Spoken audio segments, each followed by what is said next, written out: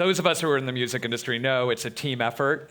You may see a face in the front, but it's really a whole big group of people making everything happen. We really want this to be a very informed and open discussion. The big majors or the more corporate companies want to come in and sign them, and that's awesome. Yeah. Again, that's why though those teams need to reflect that community.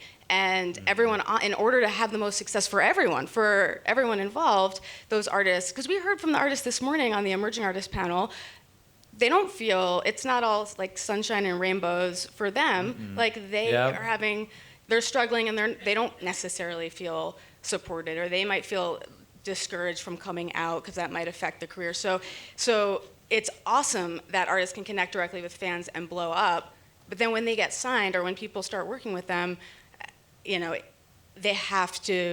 staff has to reflect that community. Trans communities are way behind in comparison to the gay and lesbian community, right? Mm-hmm. Like if we can look at where we are, we're about 40 years behind, right? And so how do we, as individuals who have power, how do we support those upcoming organizations, groups, artists, right? Like all of those.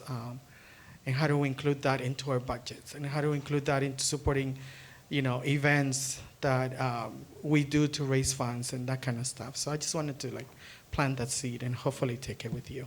Thank you. Thank you.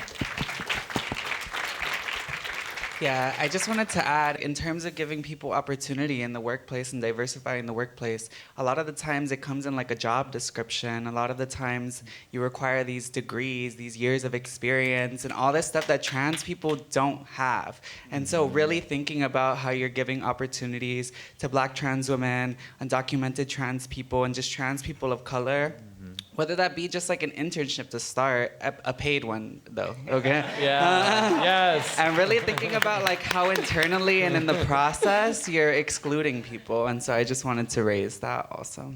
Thank you so much for saying that. And if I may just add to that, I feel like there's like a systemic racism in the culture of professionalism in business.